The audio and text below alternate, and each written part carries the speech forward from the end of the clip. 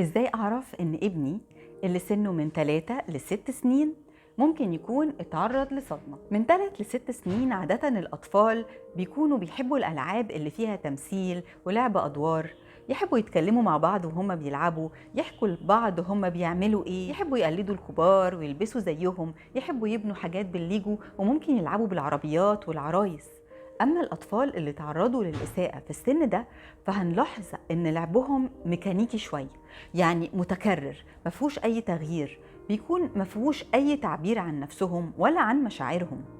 ولأن الطفل ده بيعرف يتكلم فهنلاحظ إنه ممكن يعبر عن الإساءة اللي تعرض لها من خلال اللعب. لما أهل الطفل ده هيتكلموا عنه هتلاقيهم بيقولوا إنه بيتصرف بطريقة كبيرة على سنه، أو مش راضي ينام لوحده، مش بيعمل تواصل بصري، ممكن يحسوا إنه بيتحداهم كتير، ويلاقوا إنه مش بيتكلم لحد دلوقتي، أو لسه بيعمل تويلت على نفسه.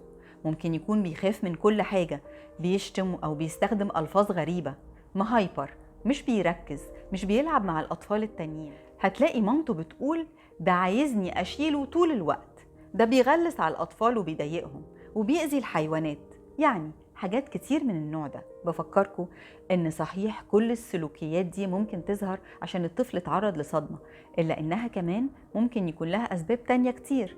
عشان كده لو شفنا السلوكيات دي ما نترددش إننا نروح لمتخصص علشان نطمن. ممكن نساعد الأطفال دول إزاي؟ ممكن نساعدهم بالقصص واللعب التعبيري، وكمان باستخدام العرايس أو الألعاب الحركية، وصواني الرمل. الحاجات دي بتساعد الأطفال اللي في السن ده إنهم يعبروا عن مشاعرهم وعن الإساءة اللي تعرضوا لها، وعن طريقها يدوا نفسهم السيطرة اللي هم محتاجينها. فهتلاقيهم بيستخدموا مواضيع بتعبر عن القوة والتحكم، وبيعبروا عن الخير والشر، بيحاربوا الأشرار، وبيطلبوا كمان المساعدة من الأبطال الخارقين.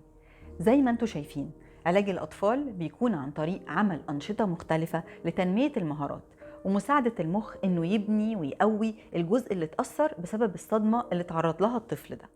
ممكن يطمنا شوية هنا إننا نكون عارفين إن مخ الطفل اللي تعرض للنوع ده من الصدمات ممكن يتعافى من خلال علاقة ثابتة مع مقدم رعاية متفهم ومعاها تدخل علاجي مناسب لقدراته ولسنه.